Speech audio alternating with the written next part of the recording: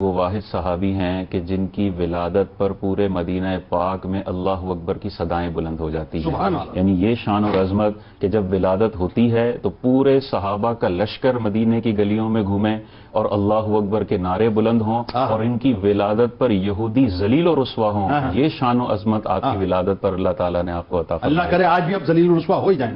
آقا کریم علیہ الصلوۃ والسلام کی جو آپ سے محبت اور عقیدت اور خاص تعلق اور کرم نوازیاں ہیں وہ بھی بڑی بے مثل و بے مثال ہیں. جب آپ کی ولادت باسعادت ہوتی ہے، قبا کے علاقے میں آپ کی ولادت باسعادت ہوتی ہے، آپ کی والدہ حضرت اسما رضی اللہ تعالی عنہا جو حضرت ابو بکر کی بیٹی ہیں، وہ سب سے پہلے یہ انتخاب کرتی ہیں کہ میرے بیٹے کے بطن پاک میں جو پہلی غذا جائے وہ تاجدار کائنات کا لعاب پاک ہونا چاہیے.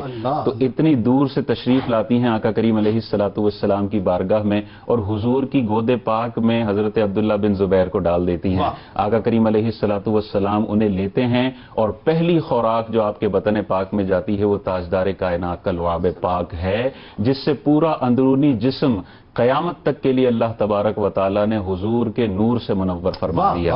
اور پھر آگے آقا کریم علیہ الصلوۃ والسلام کھجور لیتے ہیں، اسے چباتے ہیں اور اس کی گھٹی بھی عبداللہ بن زبیر رضی اللہ تعالیٰ عنہ کو عطا فرماتے ہیں. اور اس کے بعد آقا کریم علیہ الصلوۃ والسلام آپ کا نام رکھتے ہیں اور نام بھی کتنا شاندار ہے، عبداللہ. اور اسی وقت آپ کی کنیت رکھتے ہیں ابو بکر، حضرت ابو بکر کی نسبت سے.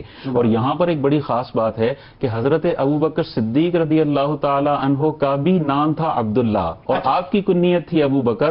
اسی مناسبت سے اس بچے کا نام بھی عبداللہ رکھا اور ان کی کنیت بھی ابو بکر رکھی. اور قیامت تک کے لیے اسی حدیث کے حوالے سے بتا دیا کہ یہ سیرت اور صورت میں حضرت ابو بکر نام بھی ویسا اور کنیت بھی ویسی ہے. پھر آقا کریم علیہ الصلوۃ والسلام نے لعاب پاک کے ذریعے اندرونی حصہ تو منور فرمایا اور اس کے بعد روایتوں میں آتا ہے کہ آقا کریم علیہ الصلوۃ والسلام نے اپنا دست اقدس حضرت عبداللہ بن زبیر کے جسم اطہر پر پھیرا. یہ خاص بات ہے. اور پھر حضرت عائشہ صدیقہ رضی اللہ تعالی عنہا کا بڑا خوبصورت واقعہ ہے کہ آپ حضور علیہ السلام کی بارگاہ میں آتی ہیں اور عرض گزار ہوتی ہیں کہ یا رسول اللہ صلی اللہ علیہ وسلم، باقی ازواج مطہرات نے تو اپنے پہلے شوہروں سے جو اولادیں تھیں ان پہ کنیت رکھ لی ہے، میں اپنی کیا کنیت رکھوں؟ تو آقا کریم علیہ الصلوۃ والسلام نے ارشاد فرمایا تم اپنے بیٹے عبداللہ کے نام پر اپنی کنیت رکھ لو. اسی وجہ سے حضرت عائشہ صدیقہ کا دوسرا نام ہے کنیت کے اعتبار سے ام عبداللہ.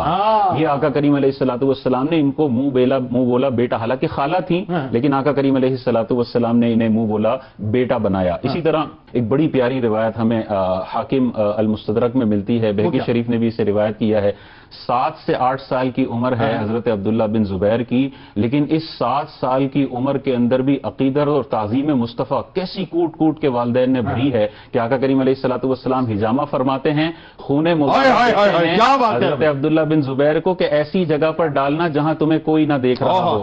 آپ کہتے ہیں جب میں حضور کی نظر پاک سے اوجھل ہوا تو میں نے ارادہ کیا کہ یہ خون پی لوں اور میں نے پی لیا. جب حضور کی بارگاہ میں لوٹا تو حضور نے فرمایا اے عبداللہ تم نے خون کے ساتھ کیا کیا؟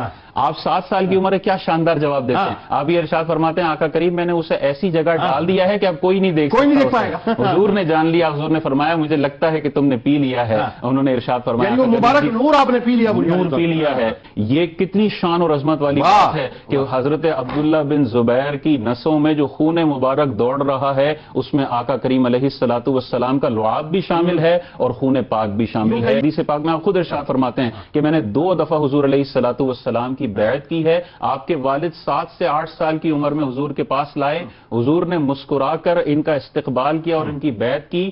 قیامت تک لوگوں کو بتا دیا کہ نابالغی میں بھی اگر کسی کو صحبت رسول مل جائے تو وہ صحابیت کے اعلیٰ مرتبے پر فائز ہے.